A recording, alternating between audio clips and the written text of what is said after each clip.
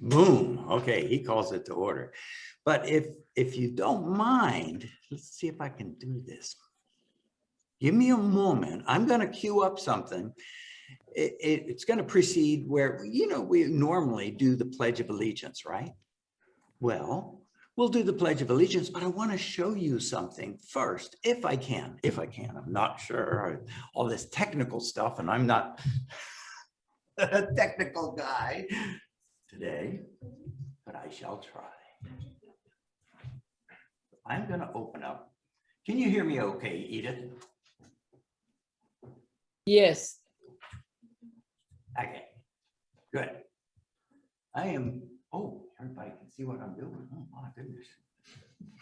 I'm going to open up something called the Pledge of Allegiance. You give me a moment to just change cameras here.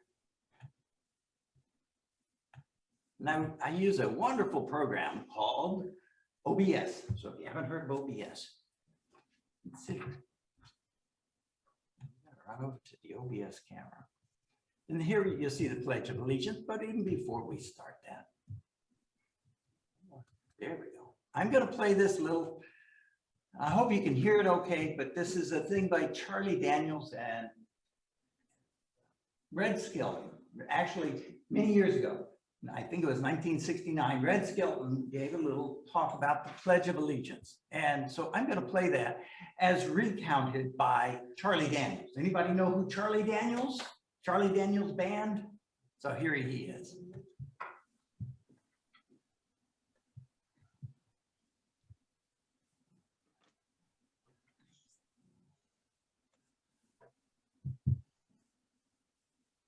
The following words were spoken by the late Red Skelton. Can you hear that television okay? program as he related the story of his teacher, Mr. Laswell, who felt his students had come to think of the Pledge of Allegiance as merely something to recite in class each day. Now, more than ever, listen to the meaning of these words. I've been listening to you boys and girls recite the Pledge of Allegiance all semester, and it seems as though it's becoming monotonous to you. May I recite it and try to explain to you the meaning of each word. I, me, an individual, a committee of one. Pledge, dedicate all my worldly goods to give without self-pity. Allegiance, my love and my devotion. To the flag, our standard, Old Glory, a symbol of freedom. Wherever she waves, there's respect, because your loyalty has given her a dignity that shouts, freedom is everybody's job. United, that means that we've all come together. States, individual communities that have united into 48 great states, 48 individual communities with pride, dignity, and purpose, all divided with imaginary boundaries, yet united to a common purpose, and that's love for country.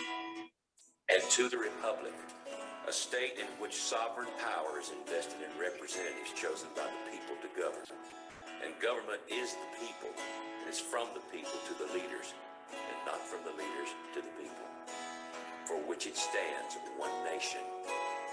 One nation meaning so blessed by God, indivisible, incapable of being divided, with liberty, which is freedom, the right of power to live one's own life without threats, fear, or some sort of retaliation. And justice, the principle or quality of dealing fairly with others, for all, which means, boys and girls, it's as much your country as it is mine. Since I was a small boy, 2 states have been added to our country, and 2 words have been added to the Pledge of Allegiance, under God. Now, wouldn't it be a pity if someone said that's a prayer, and that it would be eliminated from schools too? God bless America.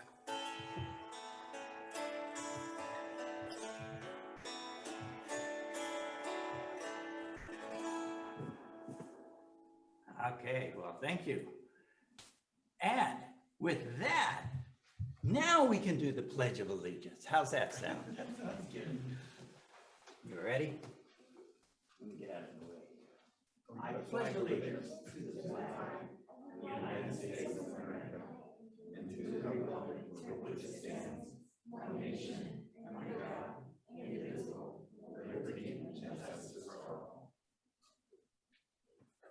Edith, I'm gonna turn it back over to you, but of course, we have at least one new person, but I don't know if you know I'm gonna read it because I don't have it memorized. The Toastmaster Club mission is to provide a mutually supportive and positive learning environment in which every member has the opportunity to develop communication and leadership skills. That's why I joined many years ago, which in turn fosters self-confidence and personal growth. And you'll feel that or find that within yourselves as you do more and more Toastmasters. All right, there's your Sergeant of Arms role. Edith, I turn it over to, wait a minute, I'm the presiding officer. I'll turn it over to me. But I'll go ahead and turn it over to you, Edith. I think that's it. We're all ready to play. Okay, ready to roll. Good morning, everyone. And what a fantastic idea this is of having people in the room that we can watch on the screen, and having some of us in Zoom. I'm in Texas, Randall is in San Agustin, Benton is visiting from Kissimmee. Welcome. Do I have any other guests in the audience out there at the meeting? George?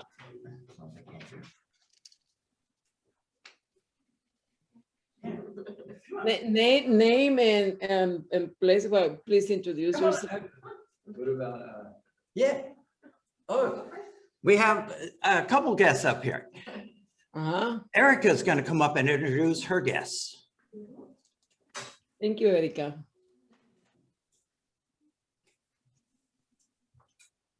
I don't know how to look. Oh, short stuff. There we go. Good morning. These two are my daughters, and this is my next daughter.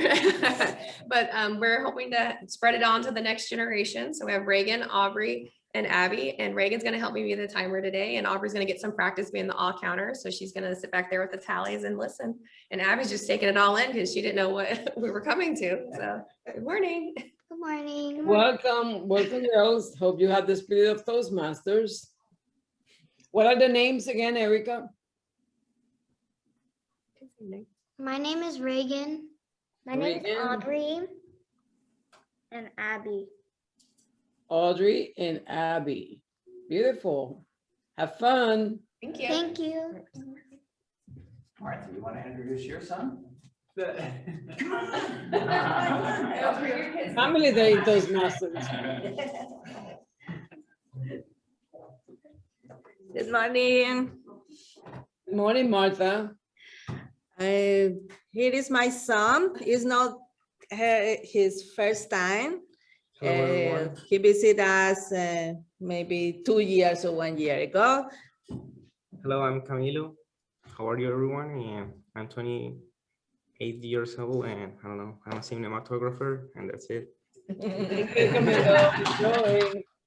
Okay, with that Family Day reunion, One more. do you have somebody else? One more.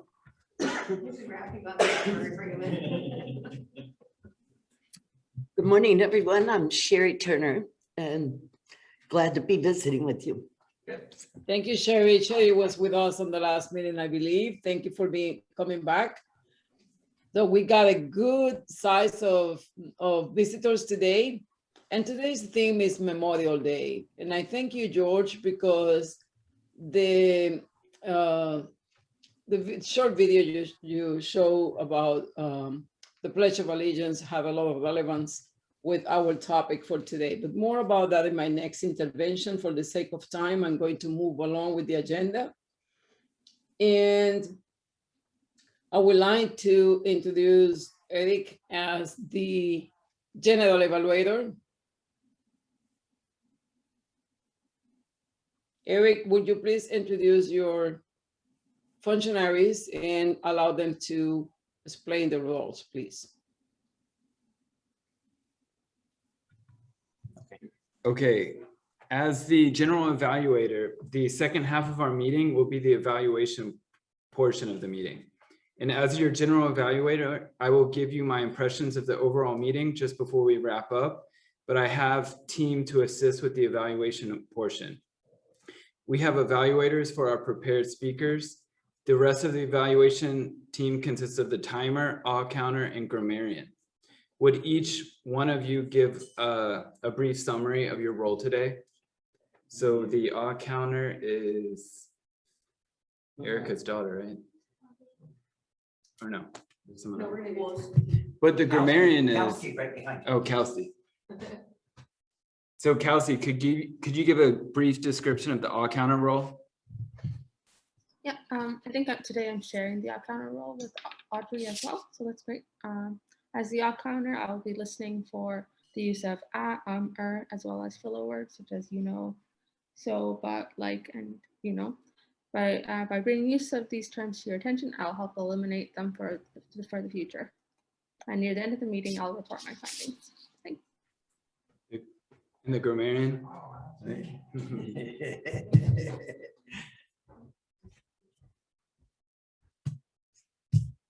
Well, good morning, everybody. Madam Toastmaster, fellow Toastmasters, both here and remote, and our guests. As a grammarian, it is my responsibility to pay close attention to all speakers and listen carefully to their language usage. I will note any possible misuse of the English language, but just as importantly, any outstanding usage, words or phrases that are well delivered. As a grammarian, I will also introduce the word of the day. For today's meeting, the word is undaunted. Adjective, not intimidated or discouraged by difficulty, danger, or disappointment. An example would be, they were undaunted by the huge amount of work needed. Towards the end of the meeting, I will provide the grammarian's report. Eric? The timer? See the timer? Okay. I have to adjust the camera. Yes, we do. Greetings, Madam Toastmaster, fellow Toastmasters, and guests. As the timer, we will time the table topics, speakers, formal speeches, and the evaluations. We will alert each speaker on the time they have left using the green, yellow, and red cards, which denote specific times remaining. Table topic speakers should limit their remarks to no more than 2 minutes. At 1 minute, we'll raise the green card. At 1 minute and 30 seconds, we'll raise the yellow card. At 2 minutes, we will raise the red card. Those giving speeches should limit their remarks to their specific speech times. Icebreaker speeches should be 4 to 6 minutes in length. At 4 minutes, green card, 5 minutes, yellow card, 6 minutes, red card. Most other speeches should be 5 to 7 minutes in length. At 5 minutes, we'll raise the green card. At 6 minutes, we'll raise the yellow card. At 7 minutes, we'll raise the red card. The individual evaluations should be between 2 to 3 minutes. At 2 minutes, we'll raise the green card. At 2 minutes and 30 seconds, we'll raise the yellow card. And at 3 minutes, we'll raise the red card. Thank you, Madam Toastmaster. Okay, and back to you, Edith. Thank you, Erica, Erica and Erica. My youngest brother is Eric. So that's the two names I will not forget. Today is my pleasure to introduce to you one of the persons that I believe has a great potential in this club and that I have been following for many, many years since we worked together. His name is James Lamboy, and he's one of our newest club members. And today he's going to be doing his icebreaker, yay, for a title for the speech, for the Pathways humor. And as an icebreaker, this will be 4 to 6 minutes. And the title of his speech is My 10th Life. My 10th Life, James Lamboy. James Lamboy, My 10th Life. Good morning. My fellow Toastmasters and Madam Toastmaster. Like she said, the name of my speech is called My 10th Life. My name is James Christopher. I'm a hairstylist by trade, but to be honest, I have lived many, many lives. And now I believe I'm in the process of creating my 10th life. I became a hairstylist late in life at 32. After many years in the hospitality industry, the retail industry, and call center environment, I've had a successful hair salon with my name at the door. Hairstyling has brought me much satisfaction, undaunted by the process of hair color changes. It's a touch-based career. You really touch people's lives. My favorite process was makeovers, colors, and razor cuts, and highlights, of course, always highlights. It's a full contact sport of great impact on people. It's a great emotion for both the client and me. My inspiration to becoming a hairstylist became the subject of songs in the 1980s, like If I Could Turn Back Time by Sherilyn Sarkeesian LaPierre. A wild roller coaster with see-through dresses and wigs, lots of wigs. I started doing highlights on myself, my friends, my mom, even my grandmother. I was a natural before I went to hair school at 32. I started working when I was 15. Fascinated by her wigs of all colors and textures, I even learned how to make a wig too. My mother wouldn't let me go to hair school, so I had to learn accounting. Isn't that nice? That's a great place to be for somebody who wants to do hair color. In high school, I learned marketing. It has served me very, very well. In 2011, I moved to New York, and in partnership, I opened my own hair salon in Queens, New York. I'm retired now at 52. Well, almost 52. It's not July 14th yet. But I'm going to school to be a motivator, and I want to be on TV. Imagine that. I can be on TV. Women have always been my inspiration and catalyst because women make the world go round. And I'm ready to go along for the ride, of course, especially with Cher, my dancing queen. Thank you, Madam Toastmaster. This is my 10th life.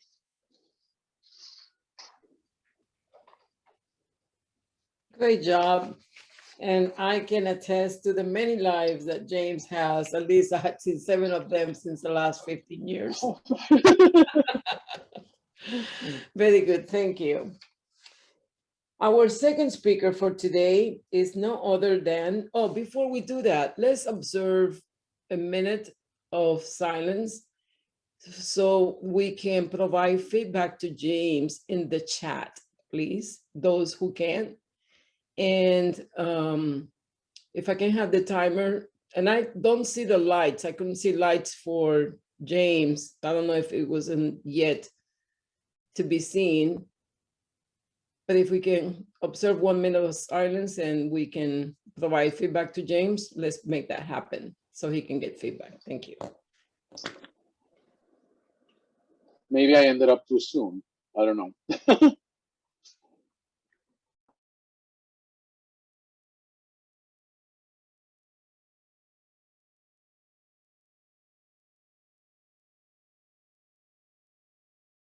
George, how are we identifying lights for timers?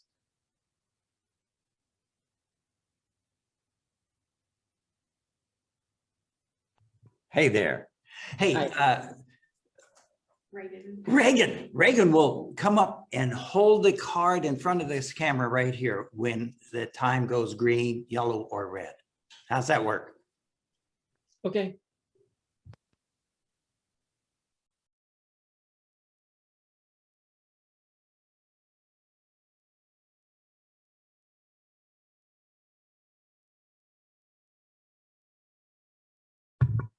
Hey, can I also point out that Eric will be the evaluator for Martha?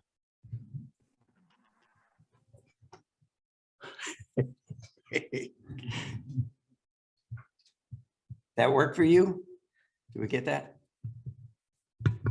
Yeah, because it was Oscar, but he's not here. Thank you for noticing that. No, he's here, but he's the evaluator for Yeah, I'm just evaluating our friend here.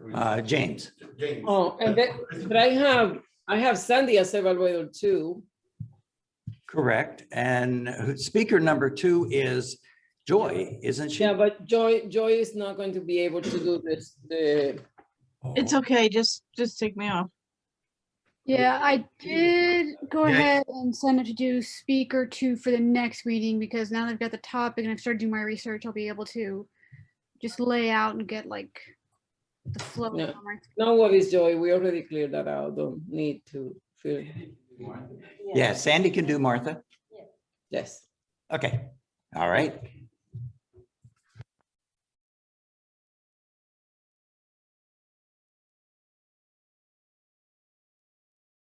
Is that minute over?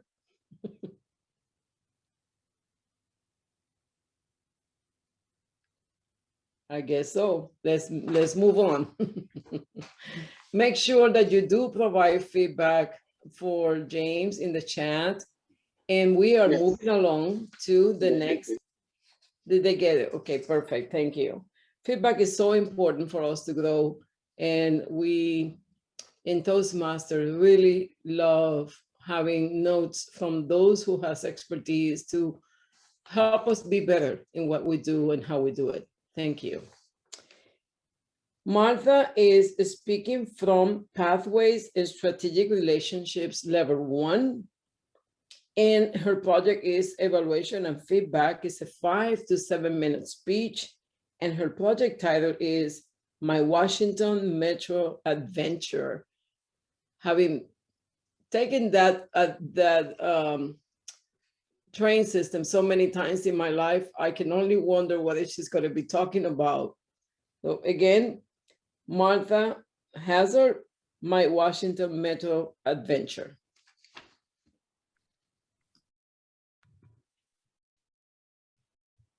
A few days ago, we went to the Washington, D.C. I had a good adventure. Our group consists of my husband, George, my son, Camilo, and my sister-in-law, Lee. We plan to visit all the historic places in the town, but George decided he didn't want drive. My sister-in-law cannot walk too much or too long. And I think how we visit now the place. Bicycle, electric scooters. No, we decide take Uber and metro station, metro subway. We took Uber from our hotel in Bethesda, Maryland, to the metro station. We arrived to the metro station, and it is a long escalator, like we going to the heaven. But this one, down, down, and down. We found ourselves in front of the big machine to buy the tickets, but we are very struggling in front of the machine. We don't know how. A few minutes ago, a lady saw us struggling, and she came and helped us to buy the tickets. Finally, we take the train to Washington. We got off on the train in the Metro Center. It's a big station with all the trains meet and you can take for the others, any place in the Washington. We plan going to the White House. And when we arrive, all the streets around the White House is shut down because the president take the helicopters and all is closed. But the Washington Monument is very close. We walk to the Washington Monument and take a great pictures. It's time for our second Uber to the Lincoln Memorial. We arrived to the Lincoln Memorial. Was very good because it's not crowded. The last time we visit Washington was terrible. It's a lot of people. You can take pictures, you can see any. And this time was very good. We take a great pictures, the President Lincoln, and in the front is a Washington Monument and the reflecting pool. We walked to the Vietnam Wall, and you know, it is a 50,000 names in the wall. We continue walk through the park. It is a loud noise. It is a cicadas. They coming out every 17 years. And this is the year. It's time for our Uber number 3 to White House. All the around the White House is closed, and we walk to the White House and take some pictures. The White House is too far, but we did it. We take a great pictures. It's lunchtime. And we went to the Five Guys. It's the best keto hamburgers. Wrap and lettuce. And we found a metro station next to the restaurant. And we took the train to Smithsonian Museums. It's the place with all the museums. We took the train in wrong side, in wrong way. When they noticed, oh, is this the wrong way? We get off the train and going to the other side and take the other. George, Lee, and I walk slowly. But Camilo no. And the train coming, Camilo entered the train and say, hey, coming. And the door closed. George tried open the door, but the train left. And I think, oh, I lost my son. But I hope the Camilo wait for us in the next stop. And yes, we take the other train 2 minutes later, and Camilo is in the next stop and got on the train and I found my son again.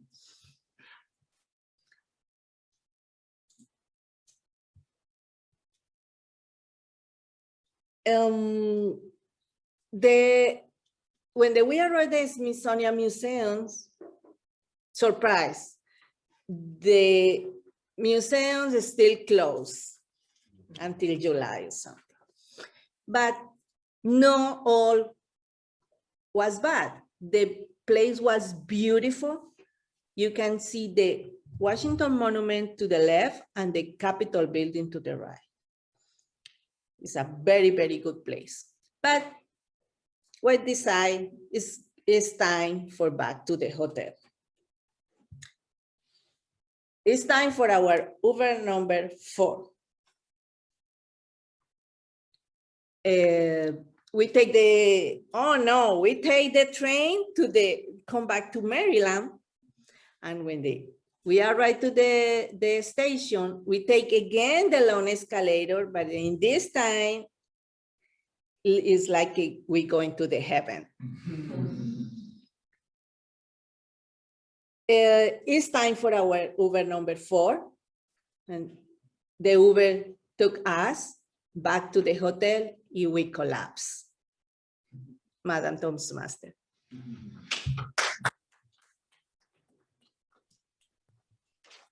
What a great journey in Washington. I can relate to almost everything you spoke about. My brother was the electrical engineering manager for the Smithsonian for many years. And I used to go to Washington at least 2-3 times a year to go visit and enjoy the wonderful monuments and museums there. It's really a lot to see. Sadly, a lot of poverty also on the streets and homeless, and it's not what it used to be anymore, but that's a story for another day. For today, we have table topics, and the topic for today, the table topics master for today is no other than George Hazard. George, take us into that ride of table topics. It's my favorite part of the meetings, other than evaluation.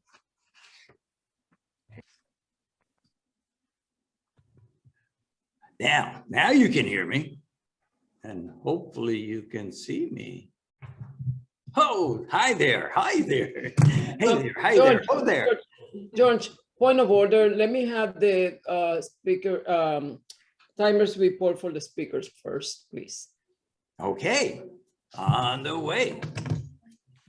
My apologies. And please take a minute for using the chat, those who can, and provide feedback, or in the room, just pass along those wonderful notes to Martha. Oh, want to adjust the camera? Come on, just pull it up. There you go. Okay. There you go. Red, tell the microphone. Yes. Okay, so James's time was 3 minutes and 34 seconds, and he was not within time. Martha's speech was 8 minutes and 27 seconds long, and she was not within time.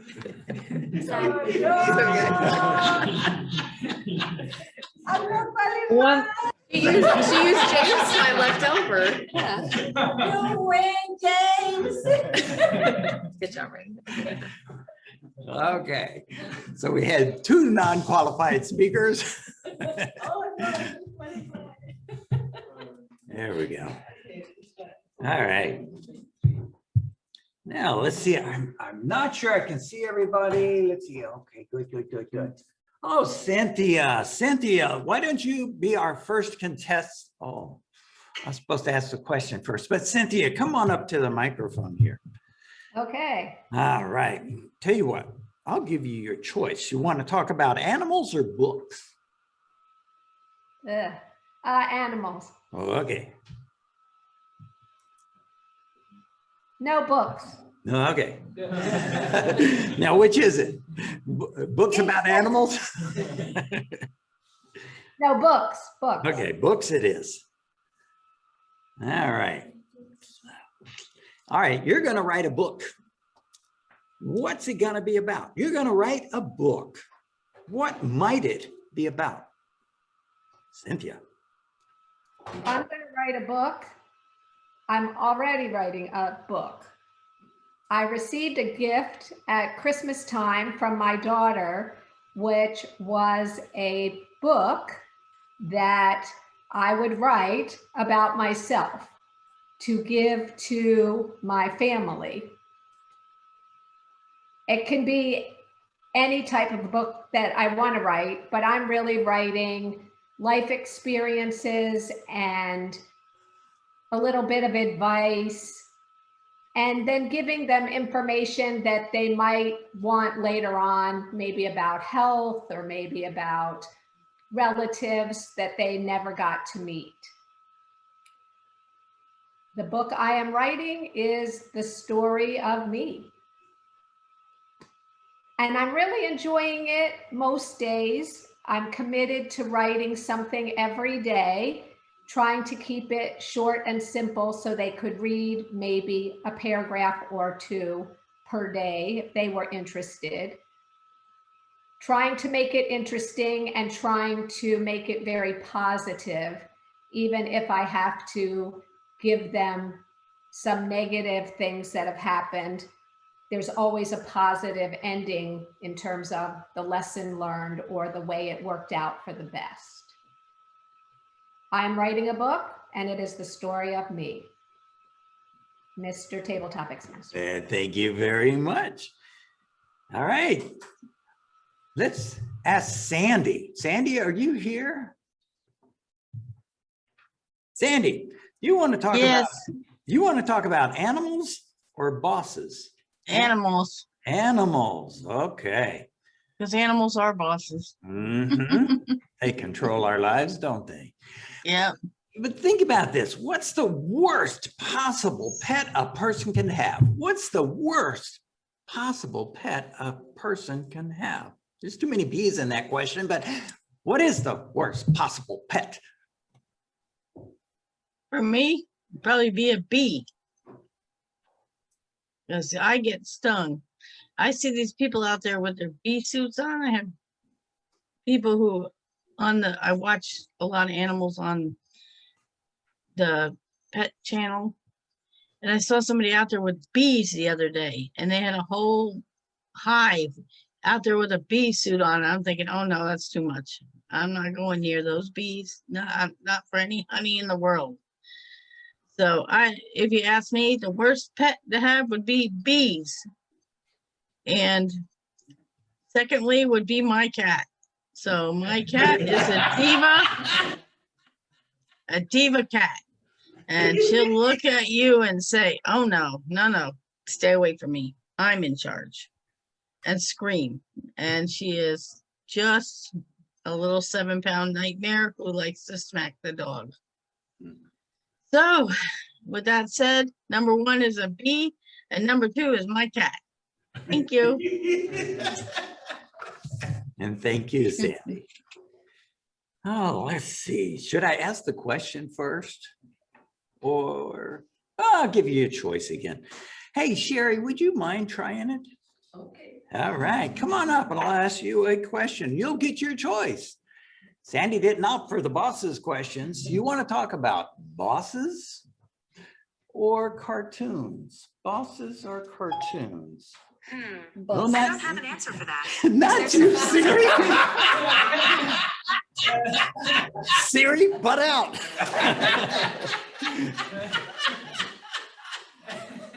Bosses or cartoons? Siri's a boss. Okay. All right. These are tough ones. You sure you want? Okay, here's a good one. What's the essential elements? What are the essential elements of being a good boss? What's important to you to be a good boss? I think that a good boss would demonstrate great leadership abilities by being fair, being supportive, knowing how to bring out the best performance in their employees. And I have a boss like that who's supporting me right now in a transition within my company. And that's part of why I'm here, to try to develop my leadership and presentation skills. But my boss is great. She's very supportive, and She knows how to get the best performance out of everybody in the department. And so I consider that to be really great quality in a boss. All right, very good. Thank you, Sherry. All right. Now we need someone else to walk up to. Would any of you young ladies like to try this? Come on, Reagan, you want to try it? Let's go with cartoons.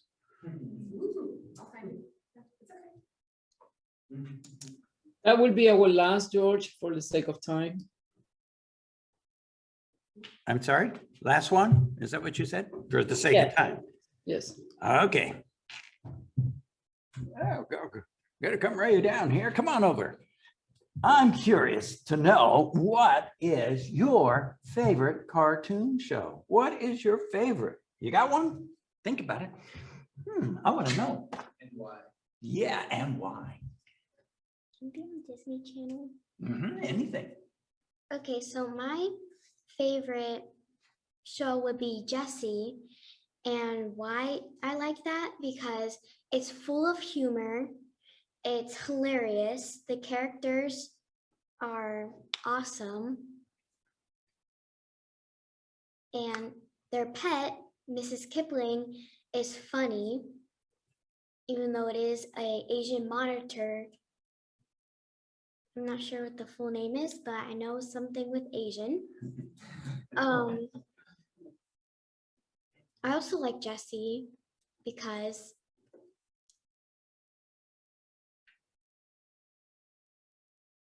it's just funny. And you can find it on Disney Channel if you ever feel interested in watching it. Thank you. Thank you. Okay, I'm going to turn it back over to you, Edith. Thank you. Great table topics. I absolutely like when people say, you have a choice of this and that, because it puts us to think immediately, oh my gosh, what is going to be asked? And wow, Cynthia, you're writing your book already, and what a thoughtful gift your family gave you. I wish my mother has written her memoirs so I can understand a lot of things I didn't understand before she passed. So great idea from your family. I thoroughly enjoyed all the answers, and I'm dying to meet that Sandy's cat as well. Now, to the next part of our meeting is evaluations. Yes, this is when we say yay for learning. And I would like to call to the actor lecturer over there, Mr. Eric. Let me see. It's good. Oh, it's good. Okay, Madam Toastmaster. As general evaluator, the first thing I would like to do is bring up the two evaluators. The first one is Oscar.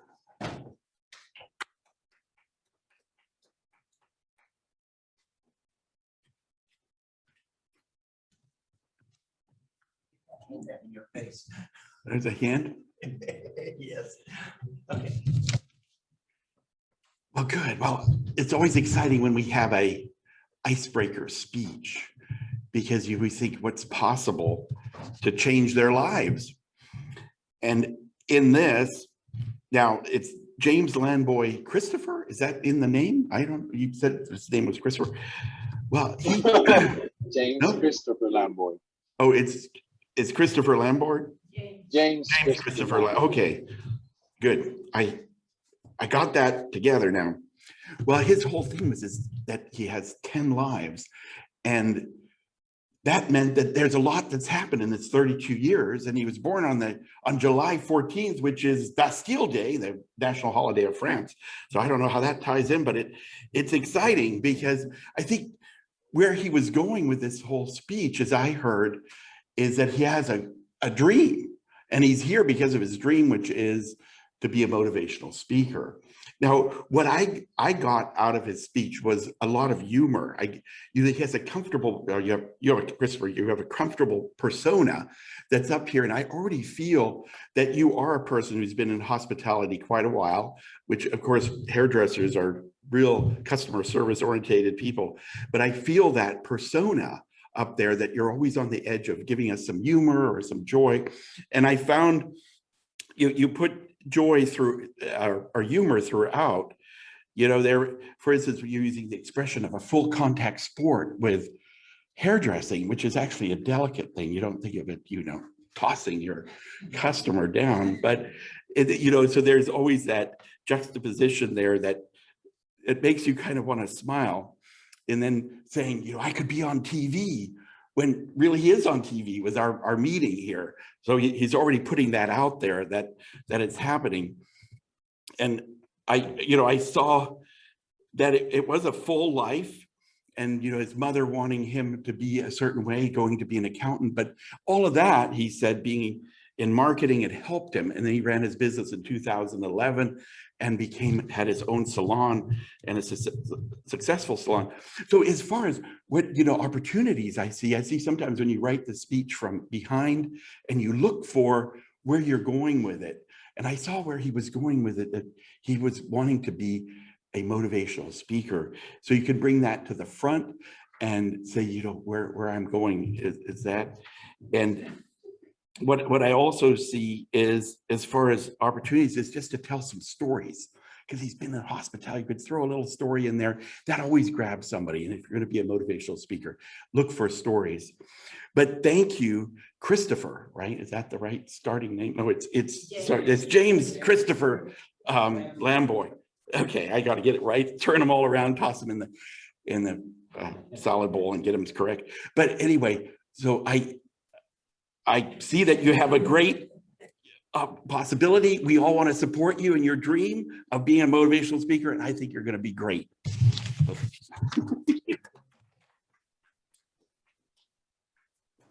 Erica. Okay, and for the second evaluation by Sandy.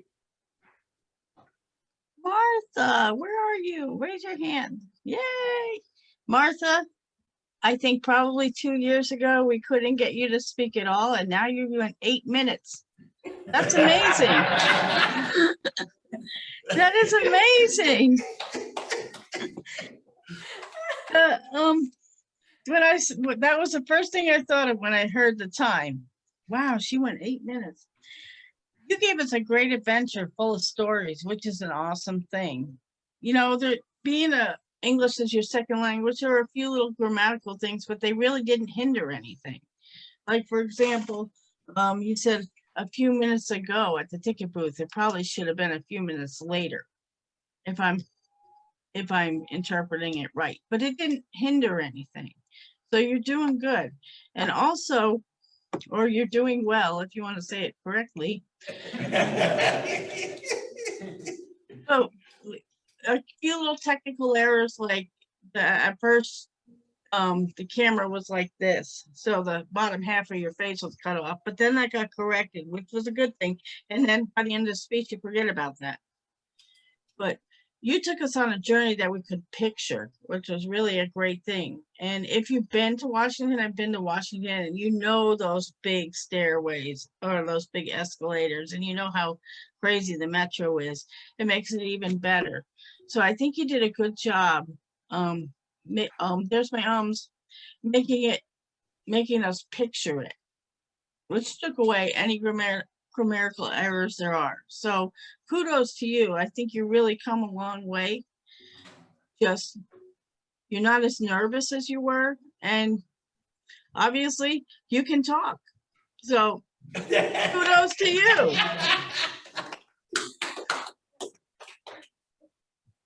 Thank you. This is the best meeting I have ever had. Thank you, Sandy. And definitely, You're welcome. Martha wasn't undaunted giving that speech. No, she wasn't. And so for the grammarian report, could you come up here and give the grammarian report?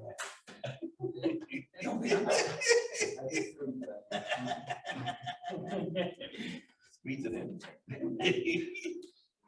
Well, thanks, Eric, for squeezing that in there, because didn't want James to be totally left out, because he was the other one that used the word of the day. So good job, James. For James, there were so many colorful phrases, I couldn't keep count. I mean, but the one that hit home was the kind of sort of your sarcastic use of the accounting, or how you use that, and it was just funny because we had talked with Oscar, who is sort of talked about how he was a cubicle warrior at Disney. So it was maybe it was great, great humor there. And Martha, like Sandy said, there was, because I can relate in multiple instances with you. Well, first I want to say the escalator going to the heaven, that was a good use. I mean, the way you did, you had a lot of visual. The whole story was a good story, and everybody wanted to follow along. A couple of verb tenses, which for me in Spanish, I get corrected daily from my wife, so I totally understand the whole verb tense and conjugation, and the same with, like, on the other side, my wife, I thought it was cute the way sometimes she would say certain phrases and I never corrected her. And then she would be very upset one day, like, I've been saying that wrong for 4 years, 5 years, and now you want to correct me? So there was a couple, I caught the struggling, there was another verb tense, but overall, great, both you and James, great speeches and very interesting, and really drew us in. Thank you.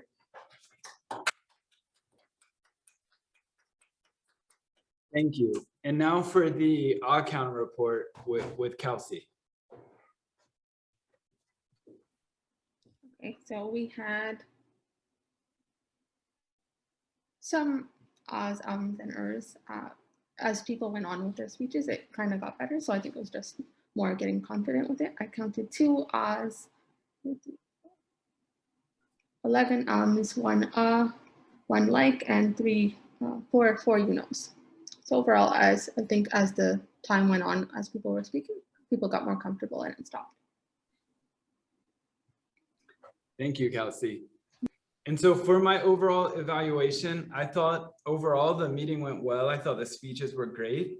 And I also thought the table topics by George was very well done. He did a good job of mixing the virtual and the people in person. And I like how we were able to get a variety of people doing the table topics. And I thought the evaluations were very good. I thought Oscar and Sandy both gave great evaluations. And overall, I thought the meeting was well done. And I like how this time I think we were a little bit better with the hybrid method as opposed to the last time. I think last time we were still kind of working out the kinks, but this time it seemed like it went a lot smoother. But overall, I think it was great. So back to you, Edith. Thank you. And thank you everyone for having such a great camaraderie around the meeting this morning. A couple of things I would like to say as a person who has done multiple meetings and hybrid settings and training organizations. Yes, Eric, it gets better with time and practice as we are here in a safe environment where we're all learning. And that's the best thing we have to embrace, is that none of us were born knowing all these things. Things evolve and change, and we have to have tolerance. So a couple of things I will mention to make it even better next time. Making sure that we are silencing, just as we do when we're all in the screen. We had to have the same sort of consideration in the hybrid. And then also understanding for us sitting in Zoom, we need to understand that the people in the room have to take their time to walk to the lectern. And sometimes we might get a little bit impatient of, okay, they're taking too long and walking here, right? Because we're sitting here already. But that's the camaraderie that we have to show, and the collaboration. So we have tolerance both sides to make the best out of this type of opportunities, because I think it's fantastic that we are having hybrid meetings now. Now, George, I need to learn 2 things. For the future, it would be nice to have the idea of how timing will work, and that's on me, because as a Toastmaster, I should have asked that from the beginning. And how about voting? And I need timers report actually for table topics and evaluators before we get about voting.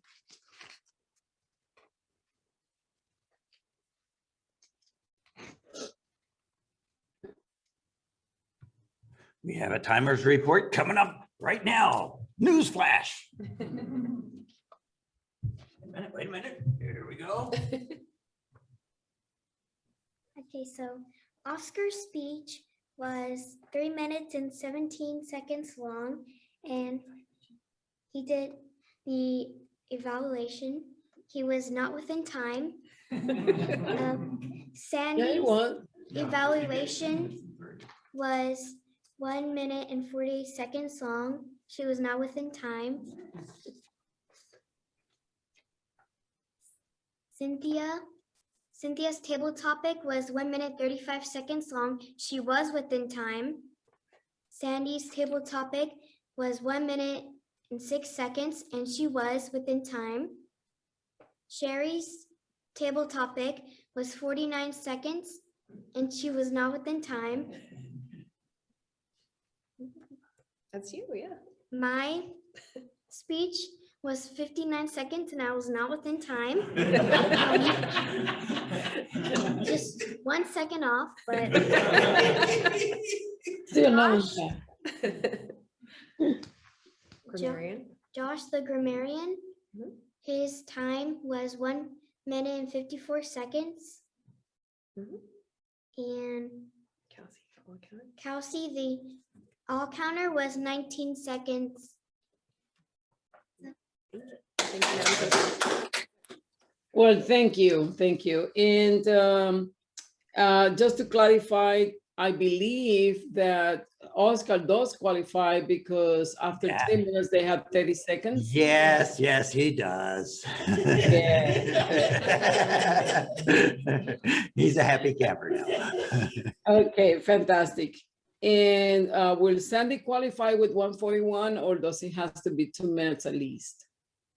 I think it's two. Okay. Very good. So how are we doing the voting, George? Since we have hybrid rules, I don't know how we're going to be conducting. No, we're not set up to do voting. We'll have to figure that one out, won't we? Okay, so in my book, I will take an executive decision to say everybody wins today. Yay! Even the non-qualified. So everybody raise your hand, right hand, please. Raise your hands. I want to see everybody on the screen go around. And pat your back. Good job, everyone. Very good. Well, thank you so much. And I have no other comments other than passing this to the presiding officer, George Hazard, for the closing. Thank you for entertaining me as your Toastmasters today. And I had a lot of fun working with you. Hey, thank you, Edith. Appreciate it.